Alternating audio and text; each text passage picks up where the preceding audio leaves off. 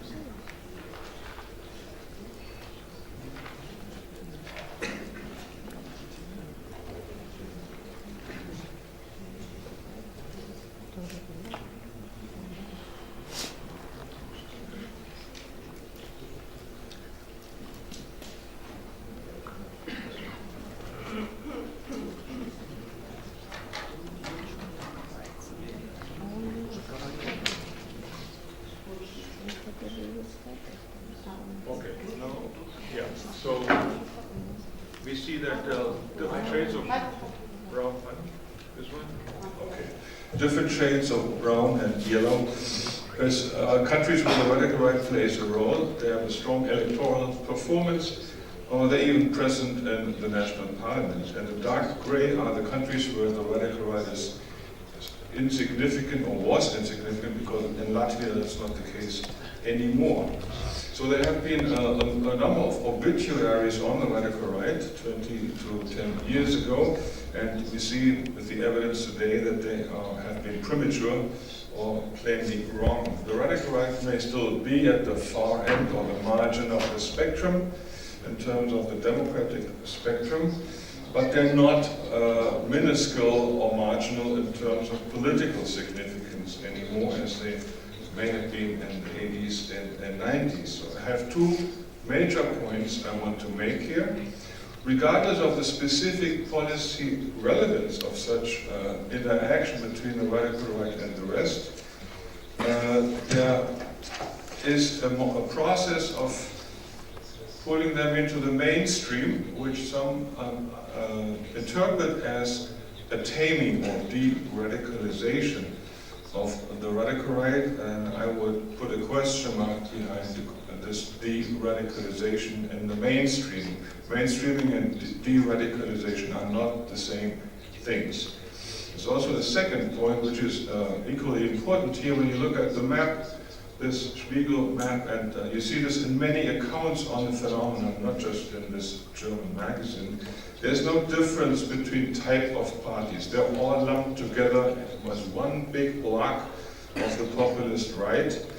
It assumes a similarity between the parties. It assumes a similarity across Europe, strong or not strong. I also want to put a big question mark behind this assumption and argue that there is a consistent difference of the radical right between Eastern Europe and Western Europe due to the political developments over the last 30 years. And I don't think we need to discuss that. That's pretty clear. There was a different political development. And also there's a difference between the party groups inside each country or region. Overall, you could say in the West, radical right is more solid and more moderate ideologically. In the East, in general, it is more fluid and it's also more extremist in ideology. So I will look at this all-European pattern. I will not look at the United States or Central Asia. There are many experts here who can fill these gaps, and I'll look at the last 30 years or so. That is a full political generation. That's what we need to distinguish one era from another. Is the new generation being socialized into the new times, and sociologists agree conventionally it's about 30 years generational change. These are the steps of my presentation. I will first torture you with some definitions and concepts, but I'll tell you, we'll explain why this is important. Then we'll look at some developments and patterns in Western Europe, and then I'll switch east to compare what we know about Western Europe with the situation development in Eastern Europe, and the final section will be the interaction between the radical right and the larger political spectrum. What are they doing? What are their effects? How serious is the problem? So let's start with some conceptual points. What are we talking about? When we talk about populism or radical right or extremism, you usually have a number of faces or groups coming to mind. These are very familiar faces.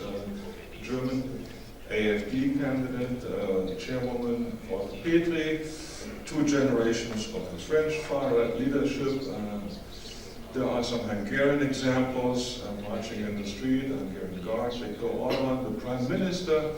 There are some people in Austria and in Slovakia who we consider populist right, and also in England, for example, the English Defence League. So we get this big picture, and there are some recent additions now in the United States, but as I said, I'm not going to talk about that. What do they have in common? What divides them? Clearly, not all of them want to sit at the same table.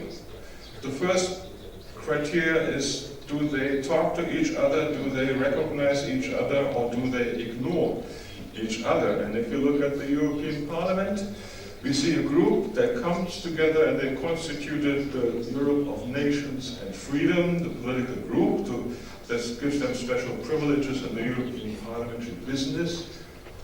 And you see here something very interesting. You will see the usual suspects that we discuss when we talk about Western Europe, and I will talk about them in more detail later, and hardly any East Europeans.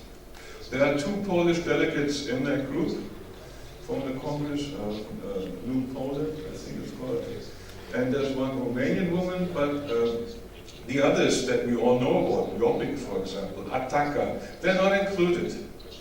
And that has a reason. This has to do with my point, that there's a difference between West and East, why they are not included in this group. But we have to go back to definitions. It's not just an academic exercise. You may think this is something that academics do. They always try to define things and then define things away or into existence. I could start with the former senator in the United States, Senator Fulbright, who once was asked to give a definition for something when he gave a speech in Congress, and he responded, "I don't know how to define an elephant, but I know one when I see one."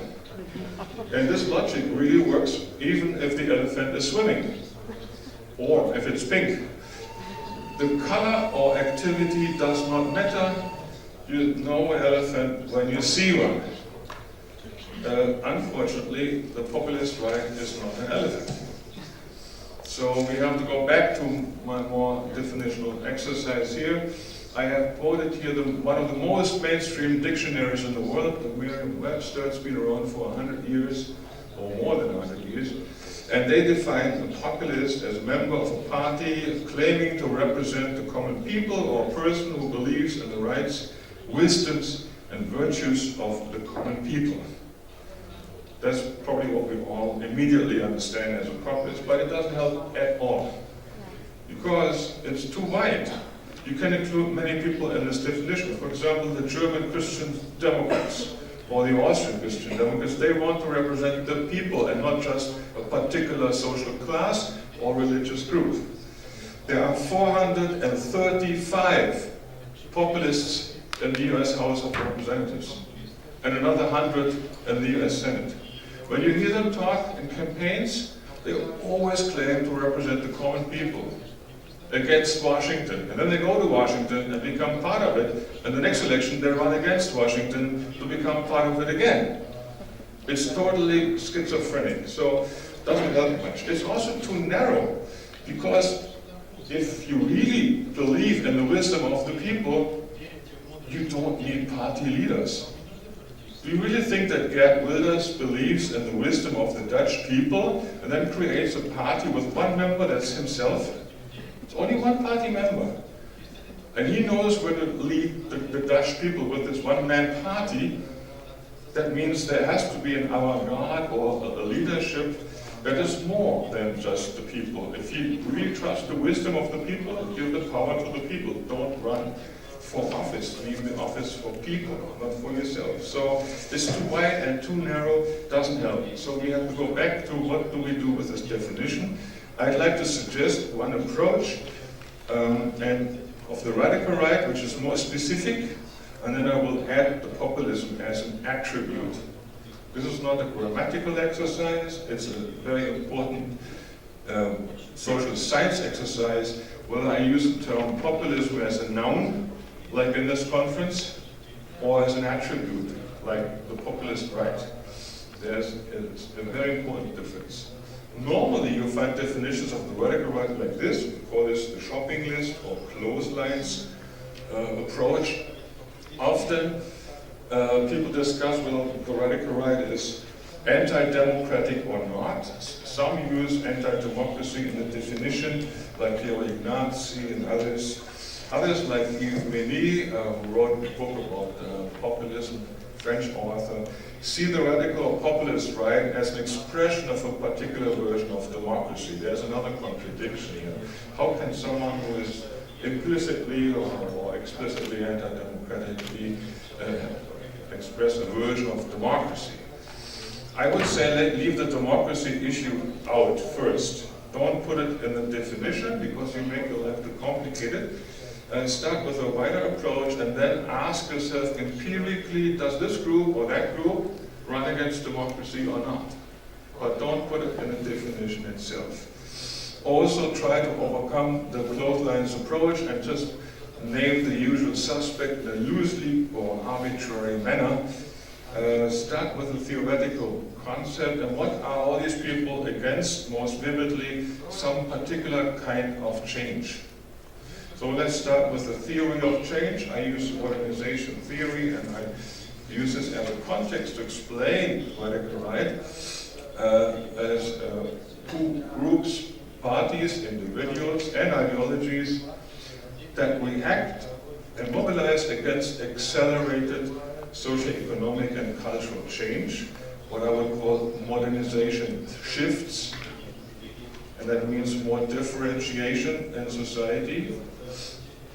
And they want to either undo or stop the change. And you can see many examples where they want to reverse certain things that have introduced more change and more diversity. They want to undo that differentiation or that diversity, and they radicalize inclusionary and exclusionary criteria of belonging, collective identity. Who is in, who is out? Typically the nation. It's not just the church or youth or gender, it's the nation, and who belongs in and who is not part of it. So this is my definition. It is basically a myth of a homogenized idea of nation. I call it myth because never in history has any nation been totally homogeneous. Even in Japan, which is probably empirically one of the most homogeneous nations, there is diversity in regional terms. There are so-called natives in the north. There are Koreans that have been assimilated, but they still exist as Korean descendants. Even their homogeneity is a myth. And they radicalize these criteria of exclusion that in the end runs against values of democracy, but doesn't mean necessarily getting rid of democracy altogether. It means adjusting democracy. One colleague called it ethnocracy. It's still the people, but the people in the cultural ethnic terms, not in the demos term, as a political demos, but as an ethnos. So these criteria can be ethnically, culturally, religiously defined. It doesn't have to be race. It could be Catholicism. There are examples in Europe where Catholicism was one of the major ingredients of what it means to be, let's say, Polish. And it's still very relevant today. We'll talk about this later. Here's an example of this radical in-group, out-group distinction. The Swiss People's Party had a poster in 2007, let's get rid of criminal foreigners. That's what it says. And you clearly see black sheep, white sheep, very clear. Black and white, this is what they like. This distinction between who is in and who is out. Very clear difference. This poster was an export hit. The German far-right party, the NPD, which is much more extremist than the Blocher party in Switzerland, adopted the image and used the same story to say social benefits only for the ethnic Germans. That's what this message says. It has nothing to do with criminality. It's about who should have a share in the pie, only us, the Germans. Blocher didn't like it, so he sued them for plagiarism. Big issue also in many respects. But the main point is black and white thinking, in, out, very important. Some argue there's an extremism of the center quality to the radical or populist right. I would not start at the social level. I would start at the ideological level and then say, who supports these ideas? Is it really the center? Or is it the lower class? Or is this the coalition between upper and lower class? I would start there. As I said in my definition, it's first a political program, and then you look at who supports them and how do they do this.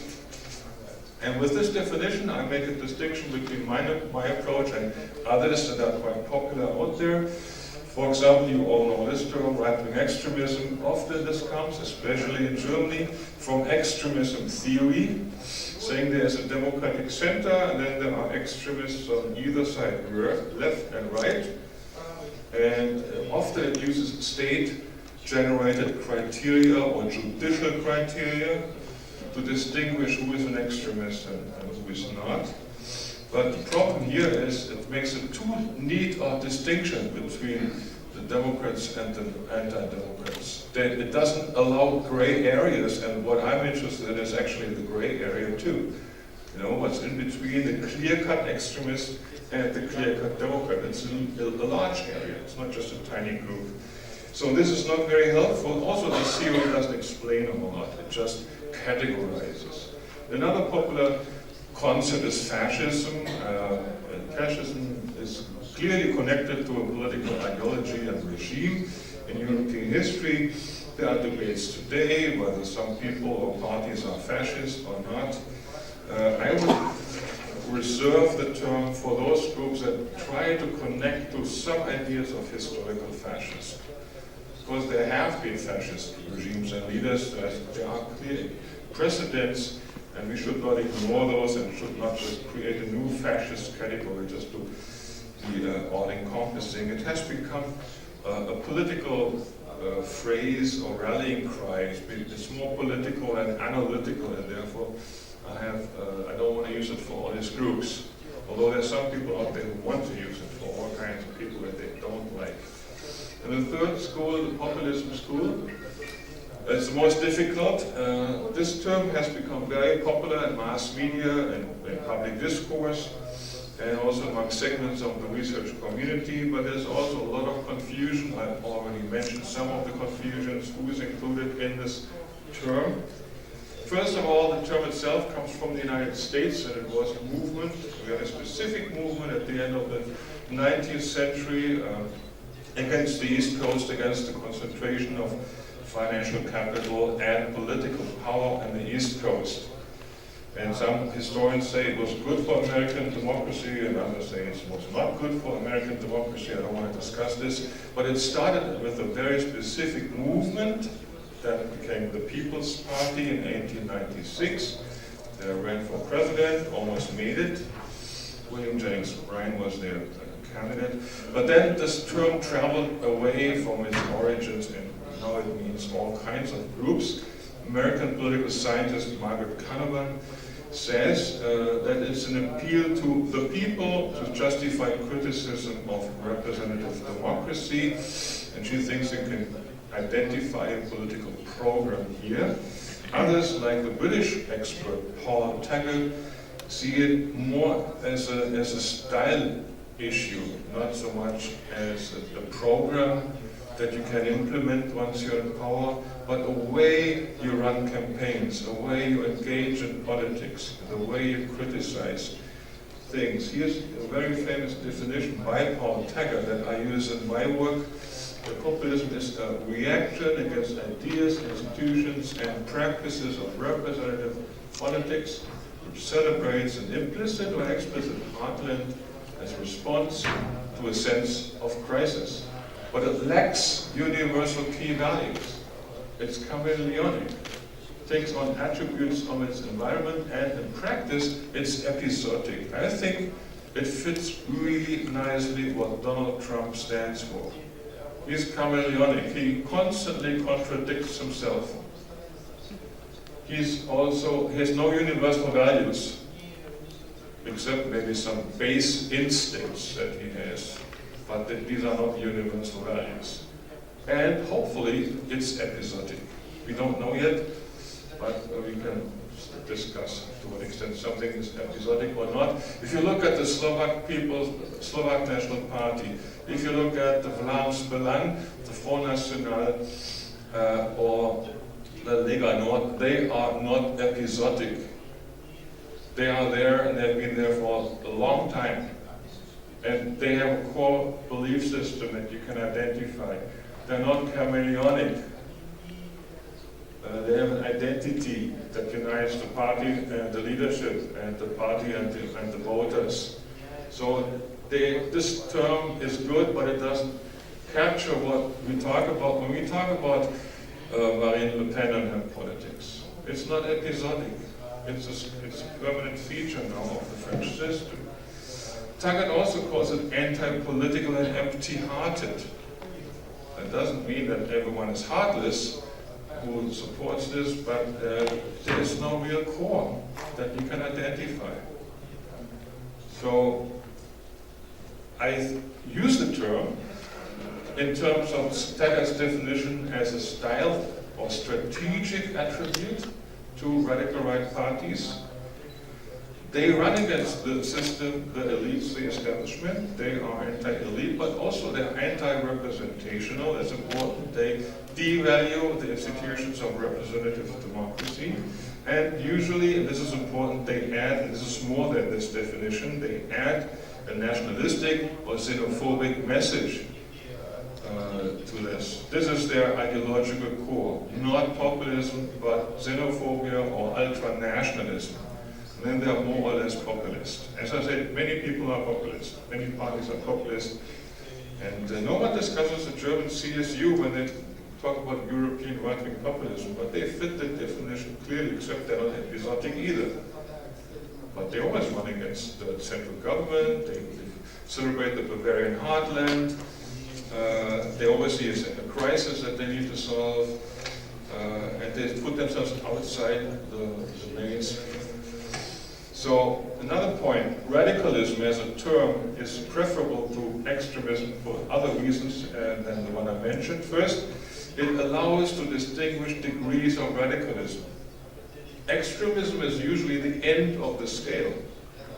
If you are extreme, that cannot be topped. You cannot be more or less extreme. That's like being more or less pregnant. Either you are pregnant, I mean, woman, you are pregnant or you're not.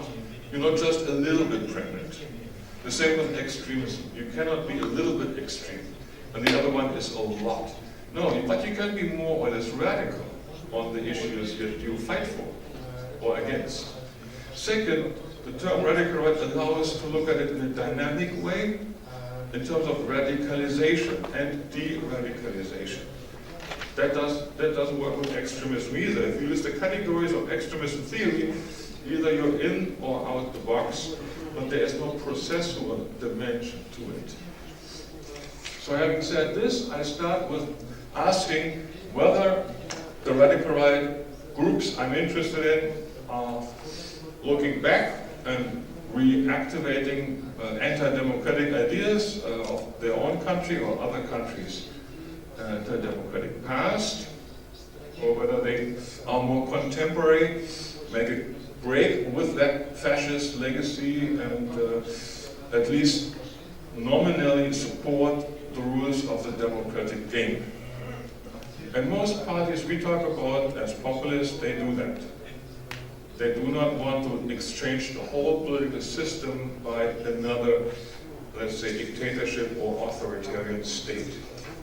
And when you start here and add the radical exclusionary criteria I mentioned, you come up with a number of subcategories of the right I'd like to quickly present.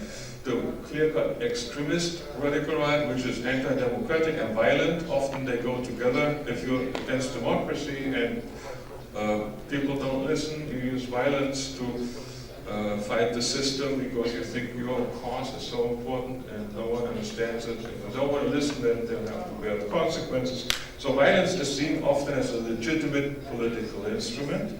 The fascists use violence strategically. And then you have the others who do not adhere to violence as a political means, and they accept democracy in a general way, but they want to adjust it, usually around ethnocentrist criteria. Then there's a category I call populist authoritarian. The program is more diffuse. There's a strong leader at the top. There's an ultra-nationalist message.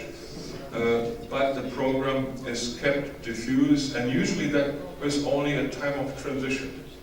If you look at the German AfD, for example, when they started, they were anti-euro, they were anti the currency, they were an economically or financially conservative or reactionary group, anti-EU.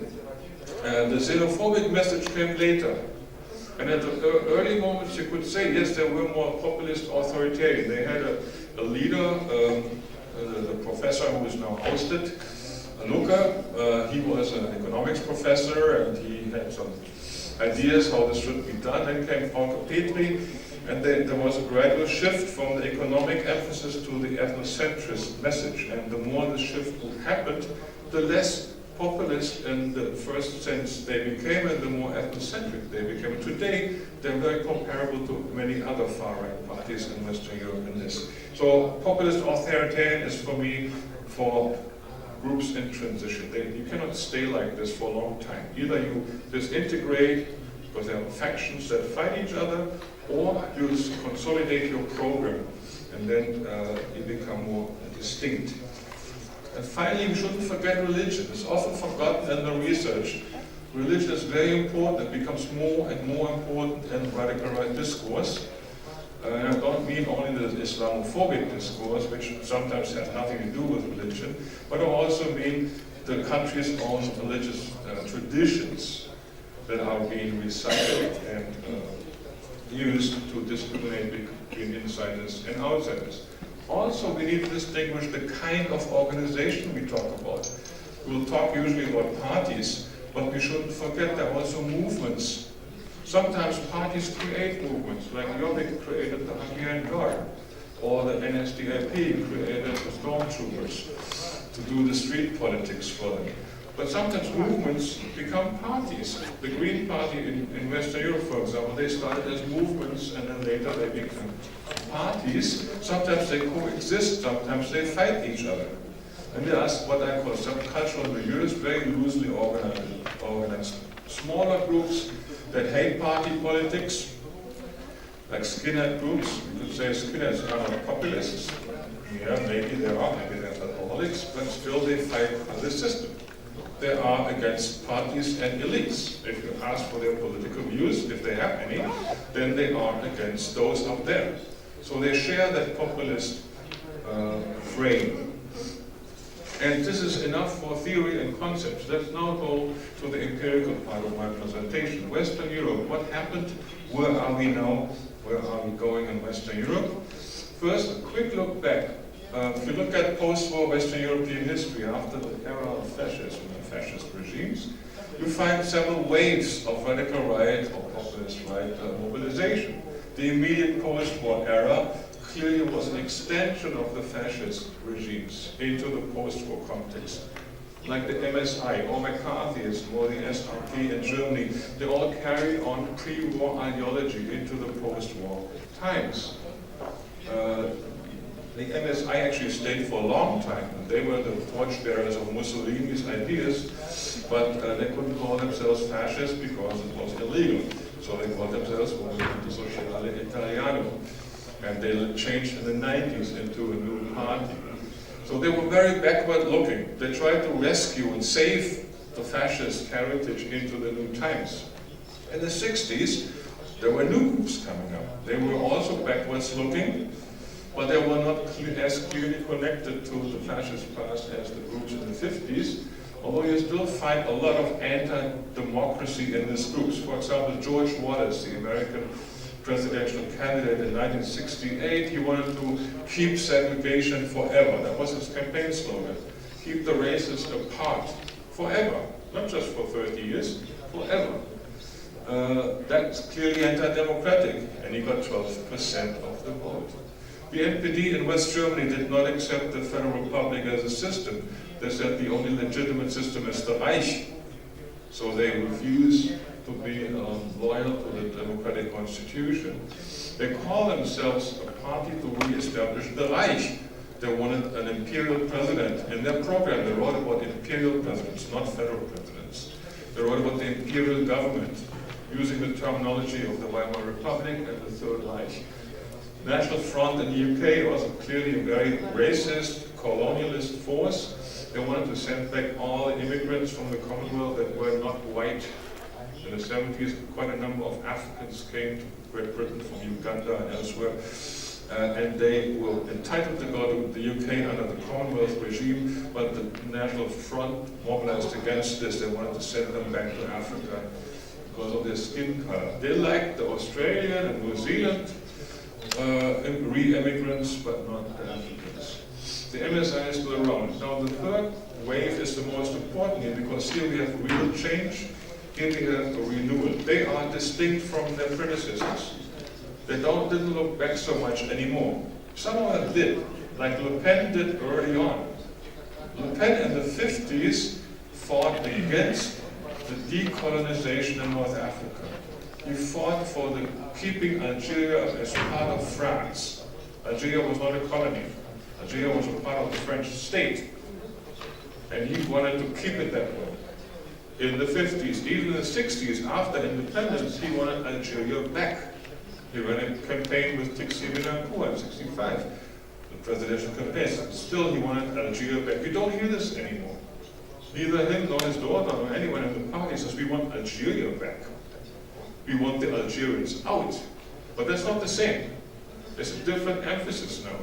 They have made peace with Algerian independence. They accept it. They don't want to turn the wheel of history back. So this is a big change. In the Republikaner in Germany, same thing. They look back at the German Reich, but also they increasingly focused on the current issues of the 80s and 90s when they were around.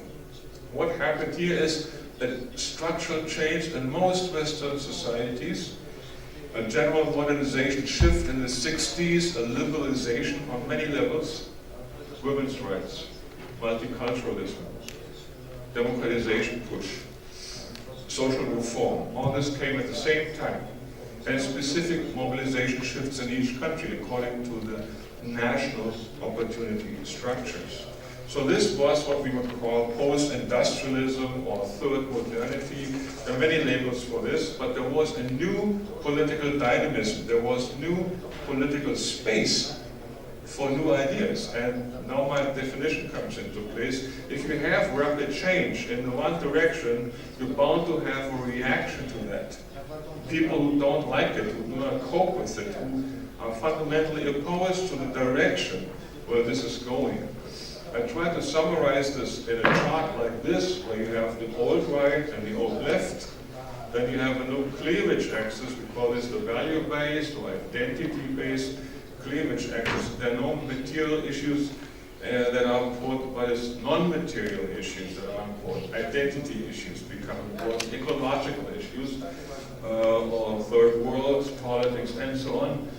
So the new left emerged, or the new social movements came out of this, finally the Greens, and on the opposite of the spectrum, the far right, the new radical right emerges, that are almost a mirror image of the Green parties.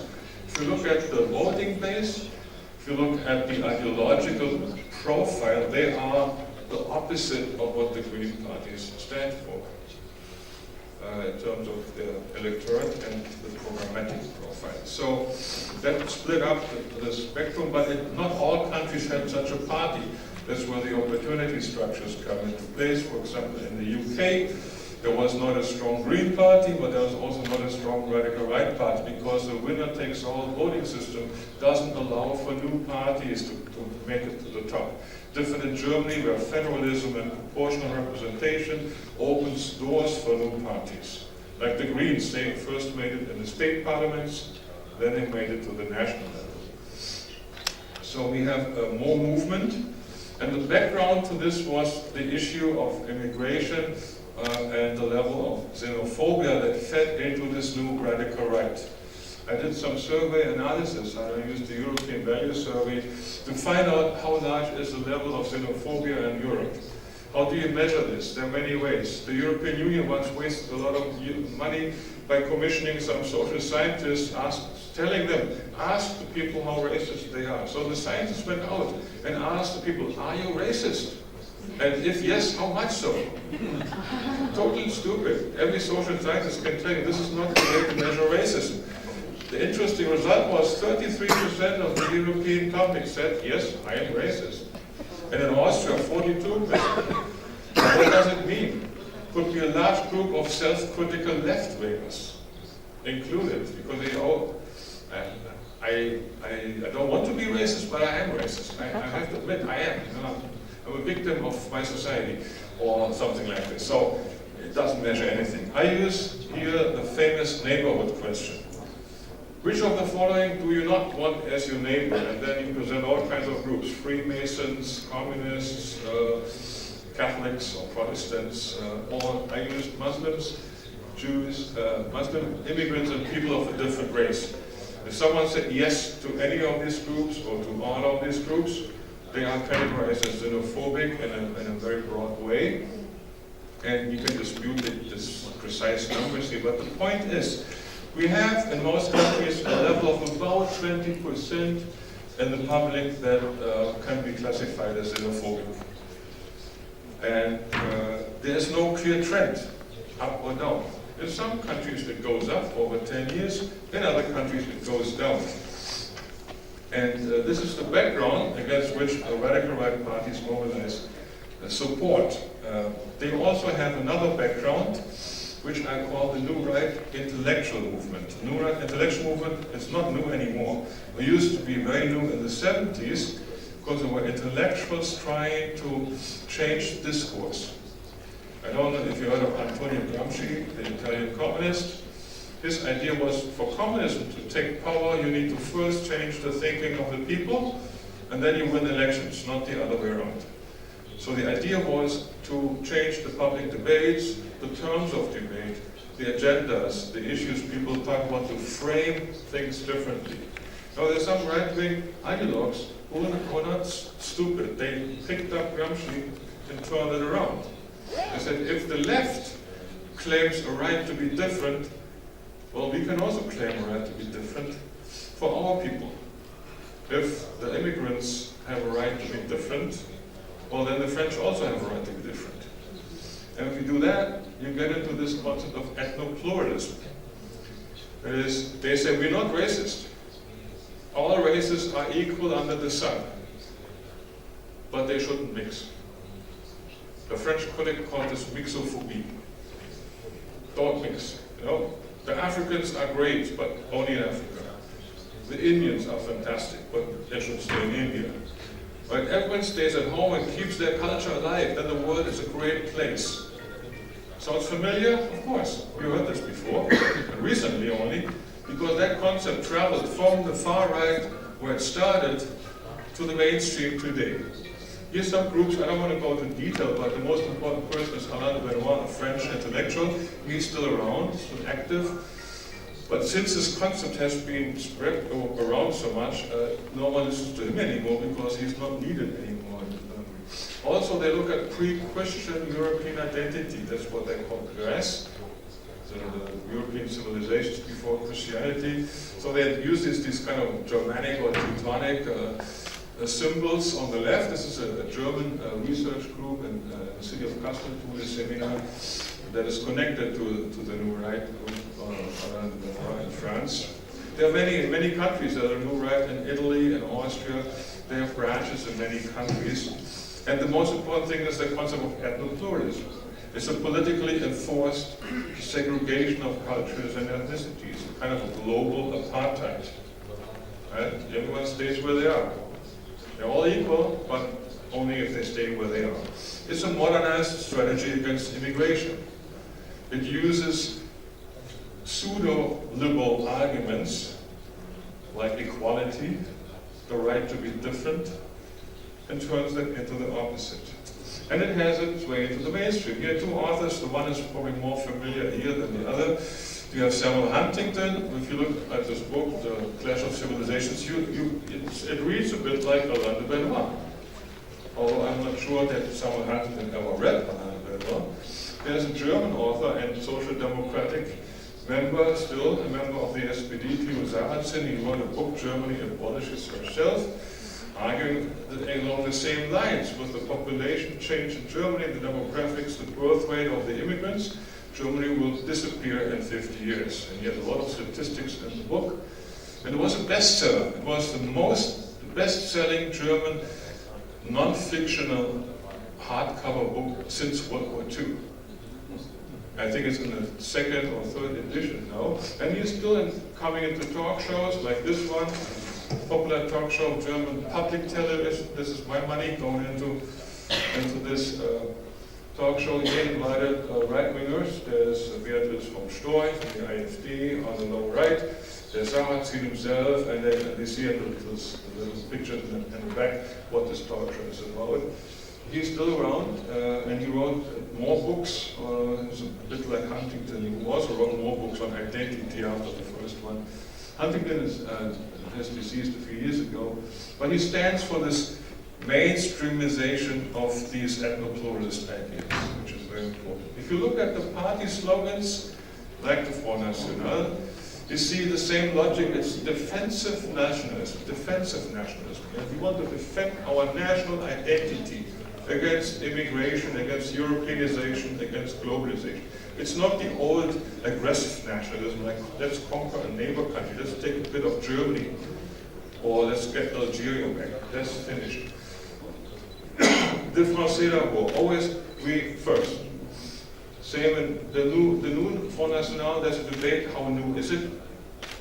French experts agree that there is not a lot of renewal. What Marine Le Pen did is make the look of the party a bit more acceptable by toning down the ethnocentrist message. But the colleagues in France assure me that if you look at the party discourse and the platform, the program, you still have a lot of ethnocentrism in there.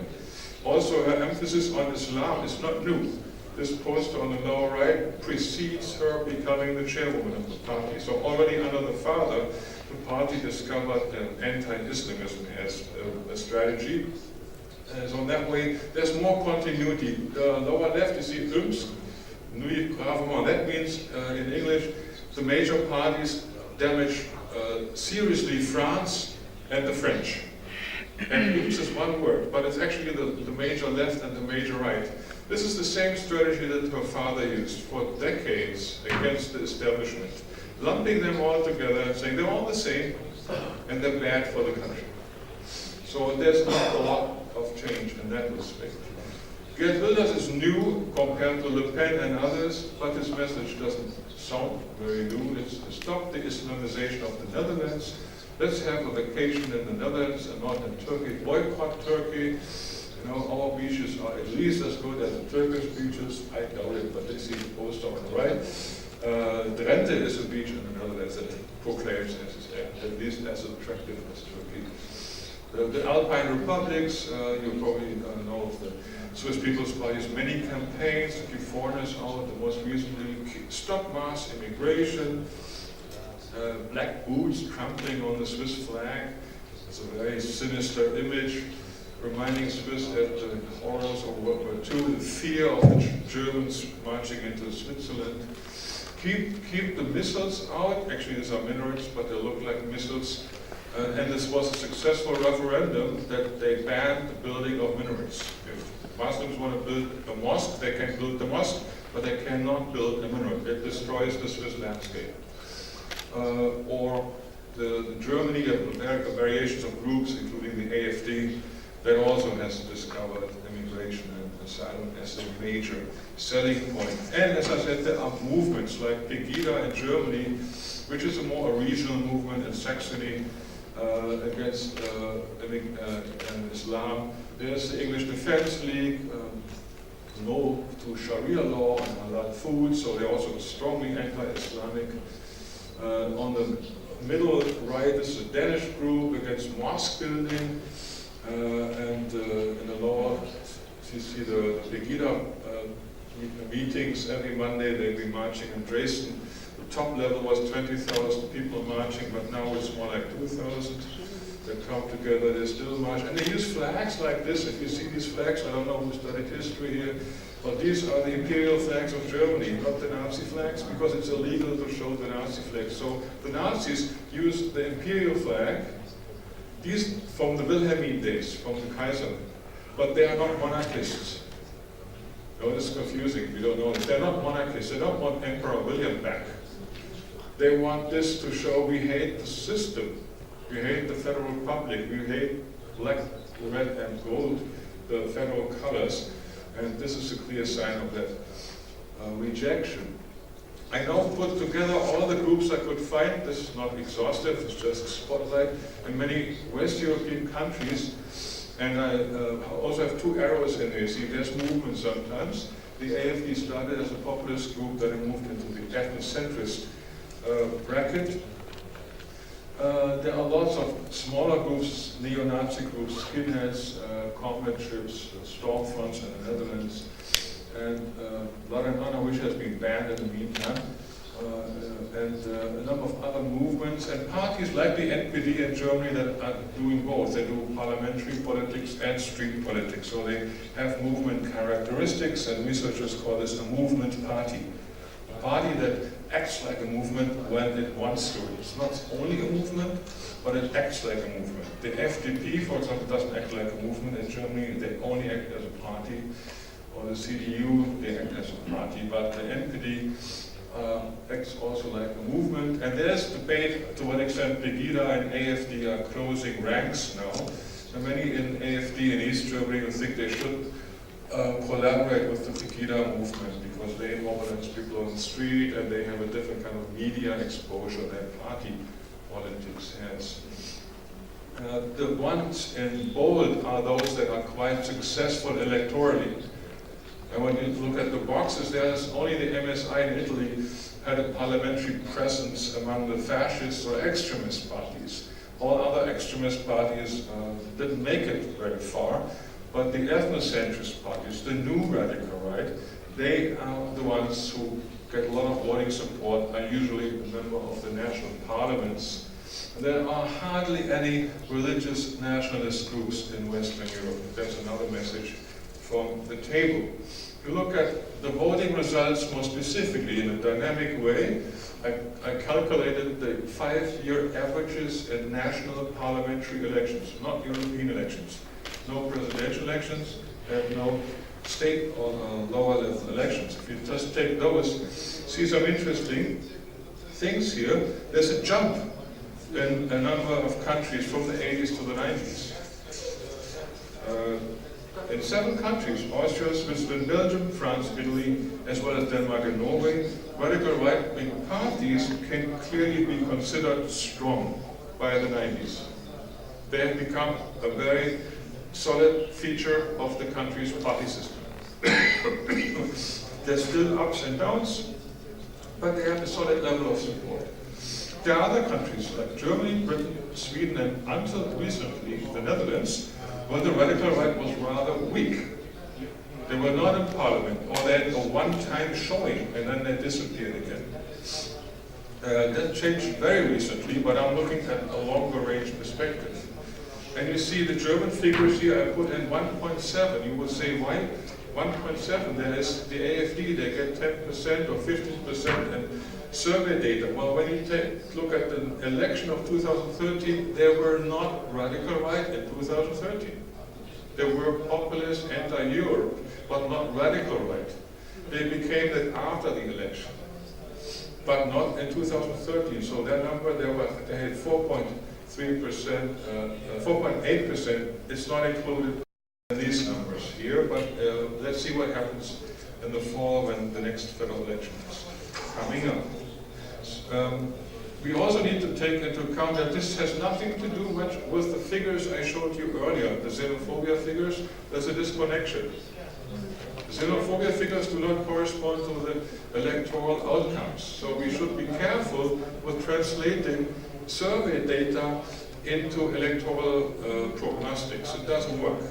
And also other figures don't work. For example, if you look at unemployment rates or immigration rates, there's no direct correlation here.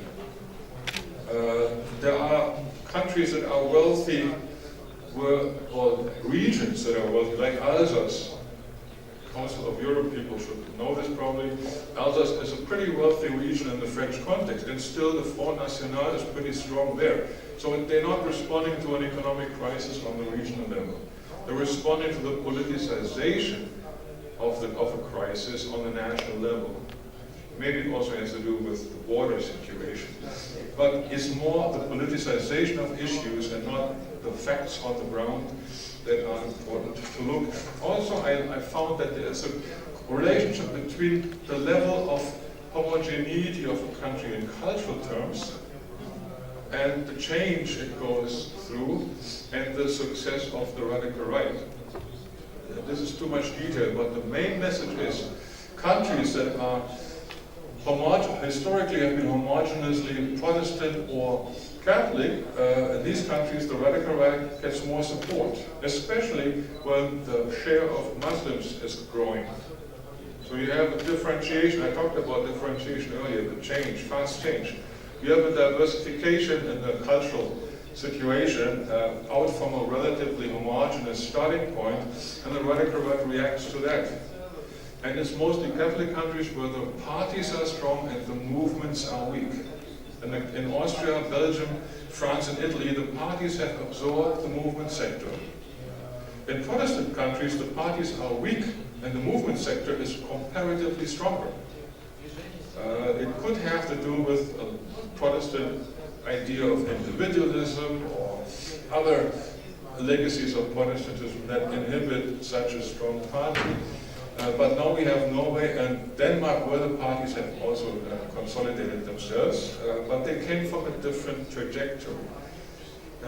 Also, some countries have strong skinhead movements, others have weak skinhead movements. And again, you can see a pattern here. A colleague of mine from America tried to explain the difference. Why are there so few skinheads in France?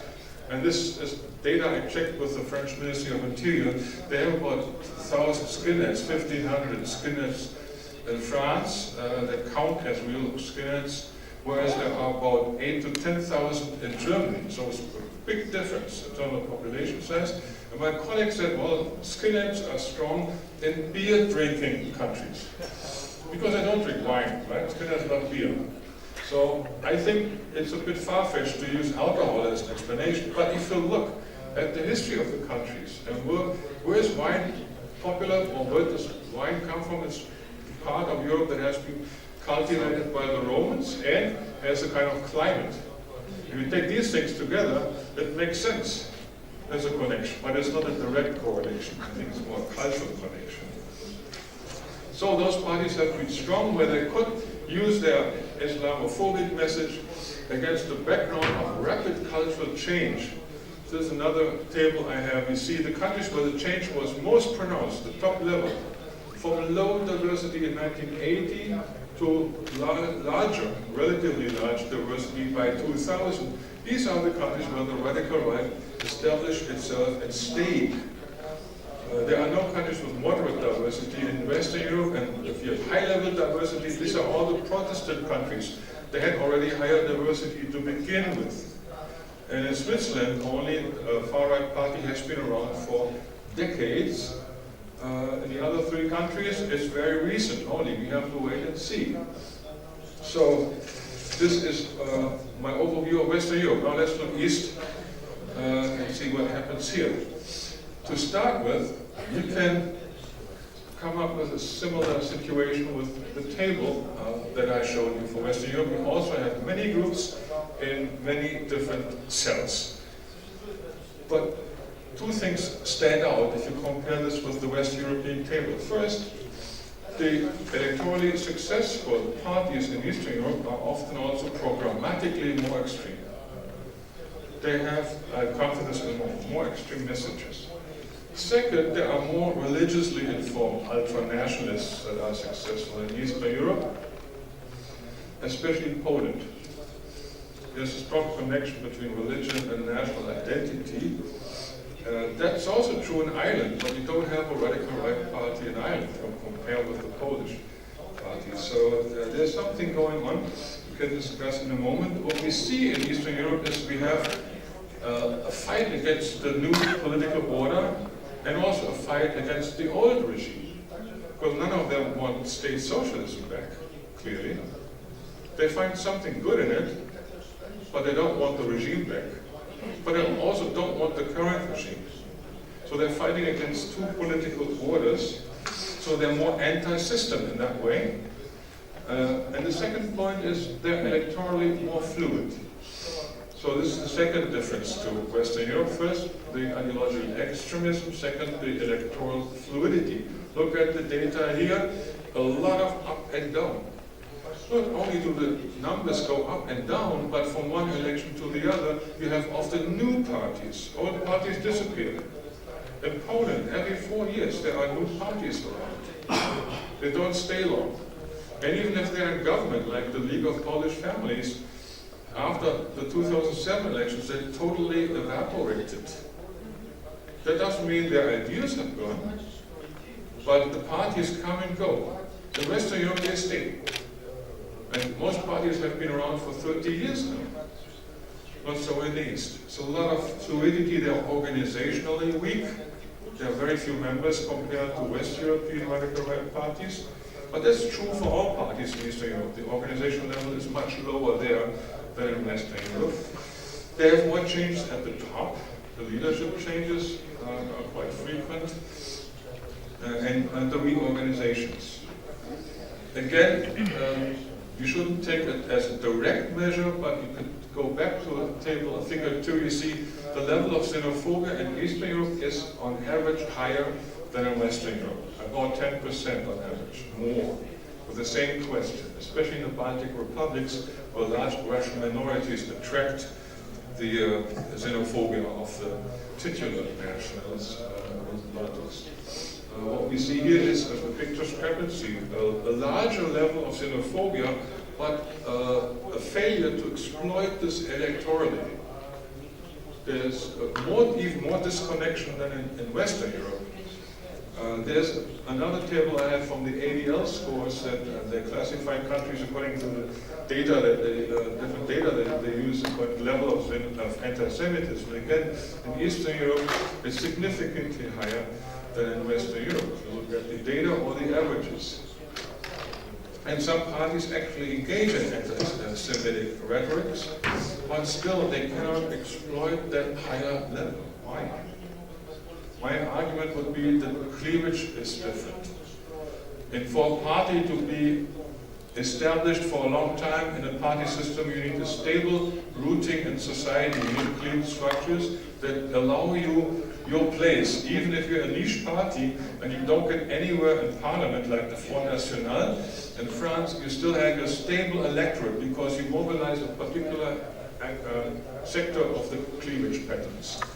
That doesn't exist in Eastern Europe. There are no stable cleavages. There were no party competition until 1989-90. So how could cleavages stay around? There was not multi-party democracy in the 30s either.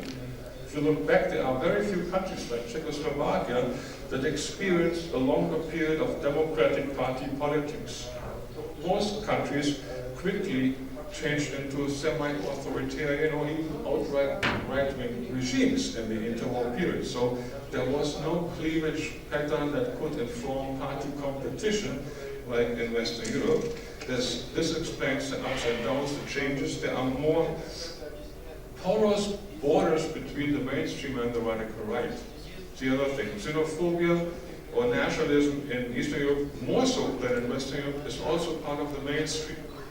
And that makes it hard for the radical right to find their place, because they're competing against other nationalists among the same voters. So you have these permanent borders that are also important to look at. Finally, the immigration issue has become the dominant issue in Western Europe, defining the platform of most of these parties. There is no large-scale immigration in Eastern Europe. There is some immigration, especially cross-border immigration. But if you compare the figures, this is minuscule compared to the numbers in Western Europe. So the immigration issue is not there to exploit. What happens instead? Neighborhood issues. Neighbor countries, Roma as national minorities inside, or national minorities from a neighbor country rather than immigration. There is this American sociologist, Roger Brubaker, who argued that in the 90s, East European nation building, which continued the project that was interrupted in the 30s, World War II and communism, they picked up basically where they stopped in the 1930s, is a mix of three things. He calls it a triadic nexus, three processes: the nation building by the state, inventing new national symbols or having a national curricula in schools, language issues, look at the Baltics and their problem with the language politics in the 90s, the existence of national minorities from neighboring countries inside these new nation states of Eastern Europe after communism, and the existence of external homelands. A number of countries have external homelands in other countries, like Hungary or Romania, and there are people who want them back. This sounds a bit like Germany in the 60s to me, when the NPD also didn't accept the loss of the Eastern Territories. Even the CDU didn't accept the loss of the Eastern Territories until the 1980s. There was this homeland issue, but by the 90s, and when unification came, the homeland issue was closed in Germany. Only the extreme right still mentions this, but even though I think today have other problems and other issues than getting Eastern Prussia back under German control. In Eastern Europe, these issues couldn't be articulated in the communist era. There was no public space, so they burst back on the agenda in the 90s. Here's a map of settlement areas of minorities, which does not at all correspond to the national borders, at all. This has to do with the nation-building processes in the whole region. It's important to remember, historians know this, but political scientists often forget a lot about it. Nation building in Eastern Europe followed a different path, because all nation states you have today were part of multinational empires in the 19th century. So nation building in Eastern Europe was dependent on the collapse of these empires. They needed the empires to disappear, the Tsarist Empire, the Ottoman Empire, and the Austro-Hungarian Empire. In Western Europe, we didn't need that because the French or the Danish, the French, the Belgian nation building, they had already their states in place. And all they needed to do was to find the new national mission. But the states were there and the history was already there that they could connect with. There's a big difference. Also, democracy didn't take root in Eastern Europe, except for Czechoslovakia and the Baltics for some years. Most countries had no long experience with democracy, and so this also creates an issue. We have a number of border issues. In Slovakia, there is no external homeland, but in Slovakia there is a large Hungarian minority, 500,000 Hungarians in the southeast. That was part of Hungary until 1920. And these parties now still mobilize against Hungarians, arguing that Hungary wants them back. So Hungary is a threat to our national territory, and we have to fight against it. So we have to keep our Hungarians down because they are the allies of the Hungarian government. Slovak National Party is now for the third time in the government, so they toned down the message a bit. But there's a new party around, that's the Kotleba party. Marian Kotleba, he loves World War II uniforms, like others in the region too. You see a lot of uniform folklorism there. And he continues where the SNS left when they became more moderate. He still argues against Hungary, he's anti-Roma, he's anti-NATO, anti-EU. He wants a militia to protect ethnic Slovaks from all kinds of threats. And both parties got 8% of the vote in the March 2016 parliamentary election. So they're both in the parliament, and one of them is in the government. In Romania, the movement, Noua Dreapta, you see the map of Romania, that's Romania in the 30s, including Moldova, which is now a separate state. It was called Bessarabia then. And there are parties like the Greater Romanian Party or the Noua Dreapta movement, they want Bessarabia back. There's stickers all over Bucharest on the ATMs, Bessarabia is Romania. Again, it sounds like the NPD in the 60s in Germany. When you look at these logos. This is the biggest issue, Hungary and the far right in Hungary. Hungary lost 2/3 of its territory in the Trianon Treaty in 1920, and they want it back in one way or another. Okay, yes. I'll come to a conclusion in a moment. This is today's Hungary in the middle, and this is the Hungary in the Austrian-Hungarian era around it. So they lost 2/3 of the territory and they don't accept it. They want a discussion on how to undo Trianon. So this is Trianon trauma, as some colleagues call it. They know they cannot simply redraw the boundaries because that would upset the whole neighborhood relations. They try to include some aspects of it, giving privilege to Hungaries living in those territories abroad, which also upsets the Romanian and Slovak government. So there are ongoing fights about this. This is the Hungarian Guard created by Jobbik, banned in 2010, but it resurfaced with different names. And you see on the upper left, Galati, that's the Arrow Cross movement of the 1930s. That was a fascist movement of the 1930s. It's the original poster of the Arrow Cross movement. Fascist movement. It was banned by Admiral Horthy, who was not a Democrat either. Later on, when the Nazis came, they were rehabilitated and they were in Hungary for the end, until the end of the war.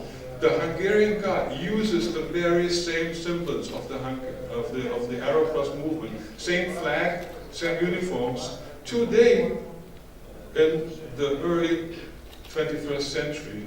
If you put these photos in black and white, you don't know if they were taken in the 30s or today. This is a very clear-cut case of backwards orange extremism, recycling of fascist symbols.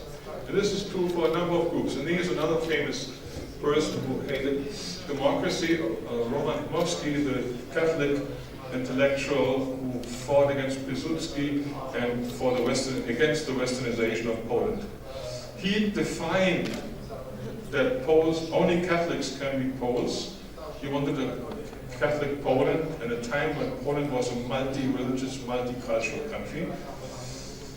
Ironically, the Nazis did the job for him because today Poland is homogeneous compared to the interwar Poland.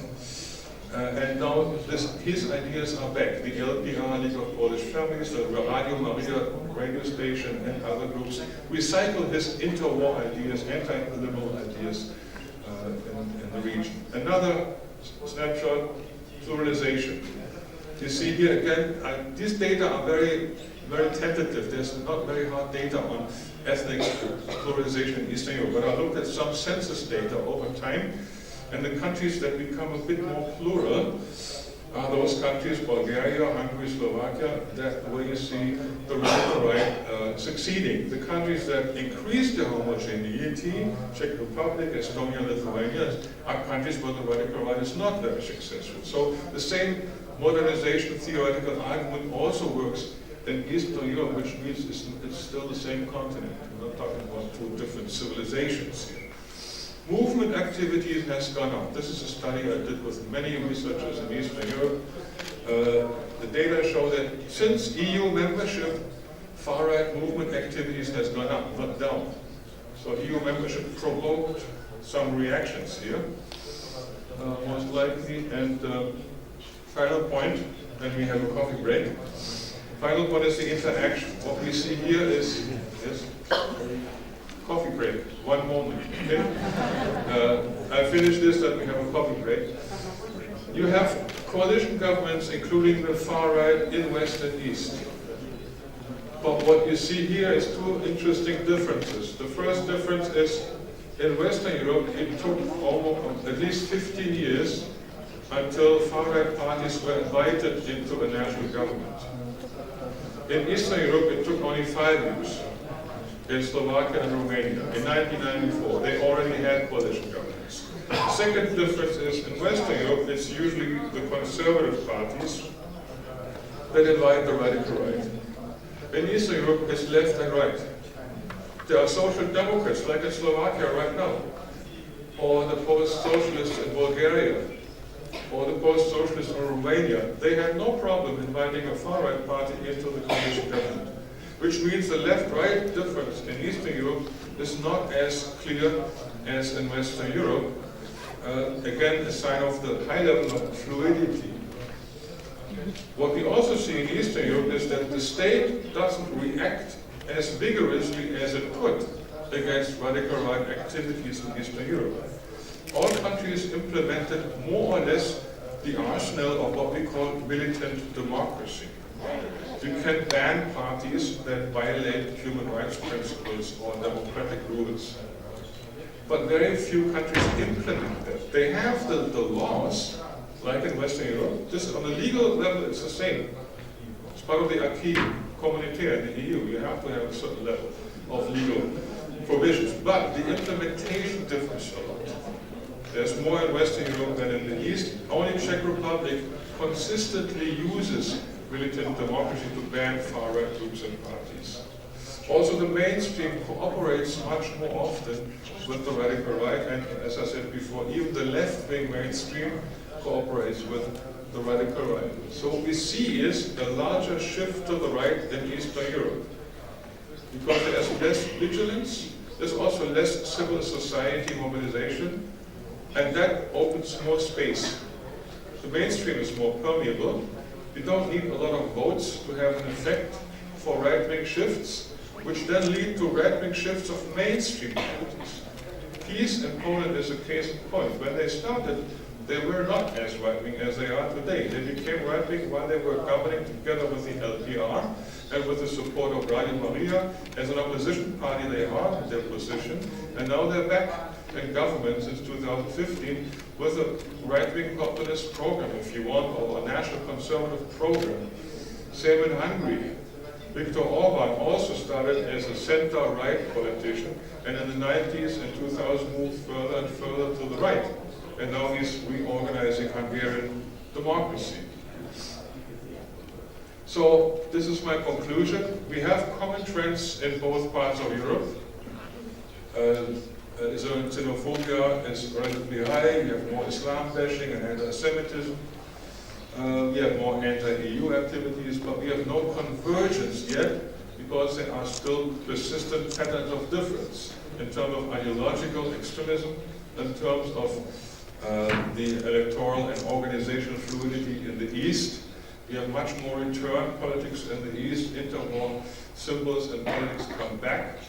And we have no cordon sanitaire in the East between the mainstream parties and the radical right, which raises the question, is democracy in danger or not? We can discuss this after the coffee break. I want to thank you for your attention, and let's refresh ourselves.